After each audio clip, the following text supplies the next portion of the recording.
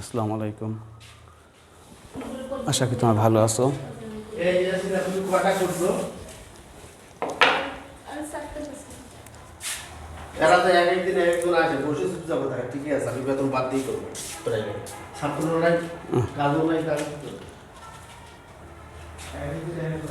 আচ্ছা ঠিক আছে, আজকে আমরা ইলেকট্রন বিন্যাসের ব্যাপারে আসবো।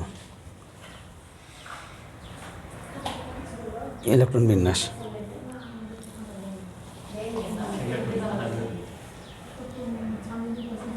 আচ্ছা, ইলেকট্রন বিন্যাসের প্রধান শক্তি প্রথমে কি 1s, তারপর কি 2s 2p, 3s 3p 3d, 4s 4p 4d 4f। এই আচ্ছা, এখন ইলেকট্রন বিন্যাস আমাদের হয়ে গেছে। এখন আনুষঙ্গিক বিষয়ে আসবে। আচ্ছা, 1 নম্বর প্রধান শক্তি স্তর হলো 1s, 2 নম্বর 2s 2p, 3 নম্বর 3s 3p 3d, 4 নম্বর 4s 4p 4d 4f। আচ্ছা, এখান থেকে প্রশ্ন আসে 1 নম্বর পির অস্তিত্ব নাই কেন? 1 নম্বর প্রশ্ন আসে। আচ্ছা, এখন প্রশ্ন হলো কোন প্রধান শক্তি স্তরে কোন কোন উপশক্তি স্তরে সম্ভব, এটা নির্ভর করবে এল এর মানের উপর। এল এর মানের উপর নির্ভর করে এন এর মানের উপর। প্রশ্ন হলো 1p এর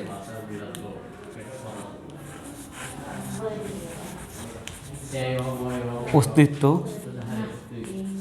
নেই কেন?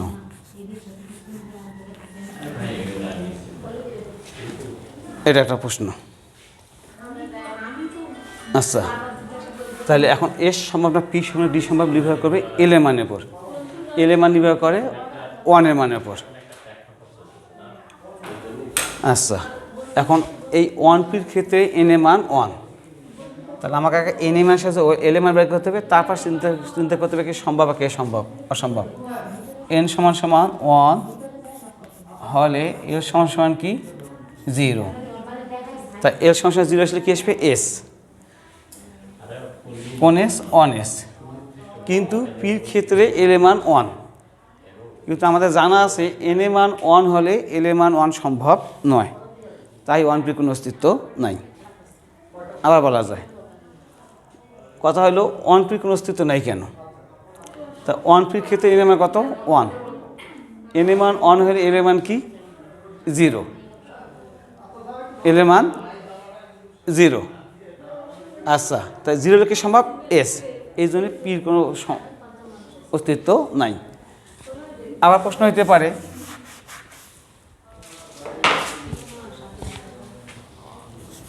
2D এর অস্তিত্ব নাই কেন? তো যথারীতি আমাকে এন এর মানের সাথে এল এর মান বের করতে হবে, এল এর মানের সাথে তারপর সিদ্ধান্ত নিতে হবে কে সম্ভব আর কে অসম্ভব। তা 2D এর ক্ষেত্রে এন সমান কত 2। এখন আমাকে এন এর মানের সাথে এল এর মান বের করতে হবে।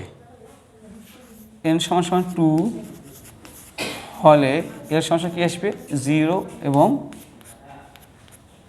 1। তা এল এর মান যদি 0 হয় এস সম্ভব, এল এর মান যদি 1 হয় পি সম্ভব। কিন্তু আমার জানা আছে ডির ক্ষেত্রে এল এর মান 2, ডির ক্ষেত্রে মান 2, তাই এন এর মান যখন 2 হয় এল এর মান 2 সম্ভব নয়, তাই 2ডির কোনো অস্তিত্ব নাই। আবার প্রশ্ন হতে পারে 3f এর কোনো অস্তিত্ব নাই কেন?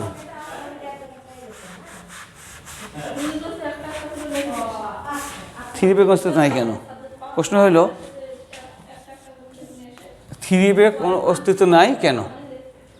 আচ্ছা, 3f এর ক্ষেত্রে n সমান সমান 3, n সমান সমান 3 হলে এল এর মান 0 1 2। তা এখন এল এর মান 0 হলে কী হবে এস, এল এর মান 1 হলে পি, এল এর মান 2 হলে ডি। কিন্তু এন এর মান 3 হলে এল এর মান 3 সম্ভব নয়, তার ডির কোনো অস্তিত্ব নাই। এই তাহলে 3 নম্বর কে সম্ভব 3s 3p এবং 3d। যেহেতু এখানে এন এর মান 3 হলে এল এর মান 3 সম্ভব নয়, তাই 3d কোনো অস্তিত্ব নাই। এই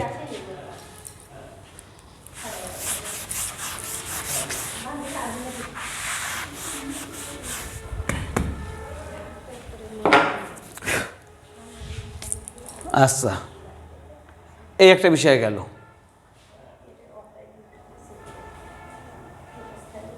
তারপর ইলেকট্রোমিনাসের সময় কটা জিনিস ব্যতিক্রম লক্ষ্য করছি, সেটা হলো পটাশিয়ামের ক্ষেত্রে।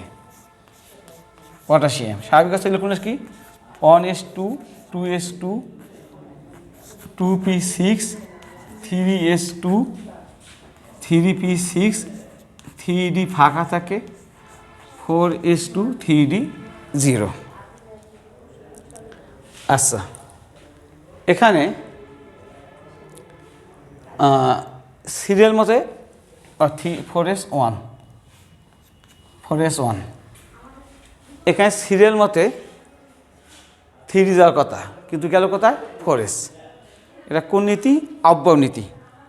তাহলে আব্বাও নীতি অনুসারে আমরা জানি বিভিন্ন উপশক্তি স্তরে ইলেকট্রন প্রবেশের সময় যে উপশক্তি স্তরে শক্তি কম ইলেকট্রন সেখানে আগে প্রবেশ করে, এবং যে উপশক্তি স্তরে শক্তি বেশি ইলেকট্রন সেখানে পরে প্রবেশ করে। আমার আলোচ্য বিষয় 3d এবং 4s। তো আমরা এই দুটি শক্তি বের করে দেখব, তারপর তুলনা করে সিদ্ধান্ত নেব কোথায় ইলেকট্রন যাবে আর কোথায় পরে যাবে। 3d শক্তি, 3d এর শক্তি সূত্র কি n প্লাস l। আচ্ছা, এই এখানে n এর মান কত 3, ডির ক্ষেত্রে মান 2 সমান সমান 5।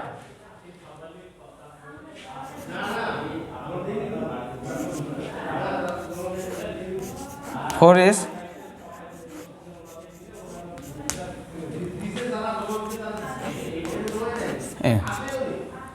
আচ্ছা, এখানে এর মান কত 4, এসের ক্ষেত্রে মান কত 0 সমান সমান 4।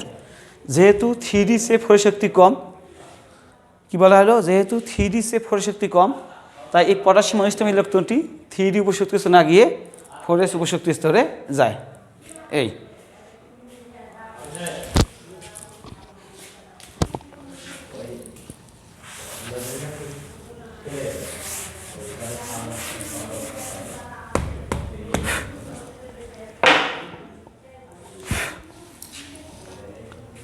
আচ্ছা, এরকম একটা আছে রুবিডিয়াম 37। কি হলো 1s2 2s2 2p6 3s2 3p6 3d ফাঁকা থাকে 4s2 3d10 4p6। এখন 4d না আগে কোথায় যাইবে 5s1। এখানে কথা আসি যায় 4d না আগে 5s গেল কেন? ব্যাখ্যাটা আগের মতোই। আব্বাও নীতি অনুসারে জানি আমরা বিভিন্ন উপশক্তি স্তরে ইলেকট্রন প্রবেশের সময় যে উপশক্তিতে শক্তি কম ইলেকট্রন সেখানে আগে প্রবেশ করে, এবং যে উপশক্তির শক্তি বেশি ইলেকট্রন সেখানে পরে প্রবেশ করে। এবং কার শক্তি কত 4d এর শক্তি ব্যাখ্যার সূত্র কি n প্লাস l। তা এখানে n এর মান কত 4, ডির ক্ষেত্রে এর মান 2 সমান সমান 6। ঠিক আবার 5s এর শক্তি সূত্র কি n প্লাস l, n এর মান 5, s এর ক্ষেত্রে এর মান 0 সমান সমান 5। এখানে দেখা গেল 4d সে 5 শক্তি কম, তাই আব্বাও নীতি অনুসারে এই রুবিডিয়ামের 37 ইলেকট্রনটি 4d না গিয়ে 5s যায়। আচ্ছা, আর দুই একটা ব্যতিক্রম নিয়ে কথা বলি।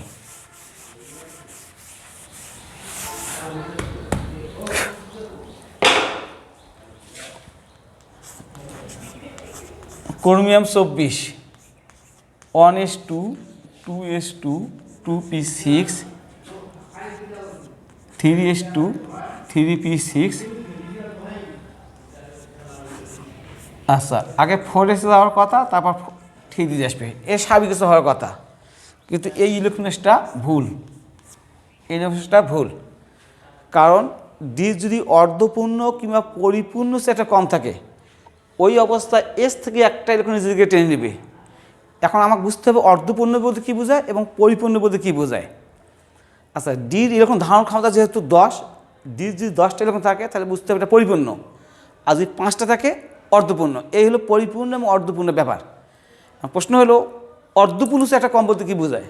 যদি ডি 4টে থাকে তাহলে আমাকে বুঝতে হবে এখানে অর্ধপূর্ণ চেয়ে একটা কম, আর ডি যদি 9টা থাকে বুঝতে হবে এখানে পরিপূর্ণ চেয়ে একটা কম।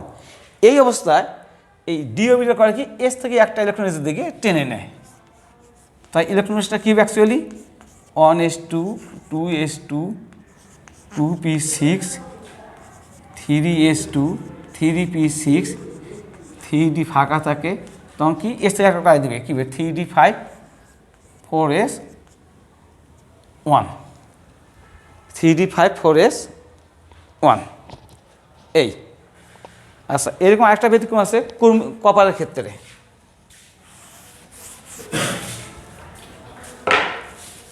Copper 29 1s2 2s2 2p6 3s2 3p6 3d ফাঁকা থাকে 4s2 3d9। স্বাভাবিক অবস্থা এটা হওয়ার কথা, কিন্তু এখানে পরিপূর্ণ সেটা কম থাকার কারণে এস থেকে একটা নিজের দিকে টেনে নেয়। কী হবে 1s2 2s2 2p6 3s2 3p6 কী হবে 3d10 4s1। এই অর্ধপূর্ণ এক্ষেত্রে পরিপূর্ণ সেটা কম থাকলে স্থায়ী টাইম নিল, এই জন্য কপার এবং কর্মী ইলেকট্রন ব্যতিক্রম।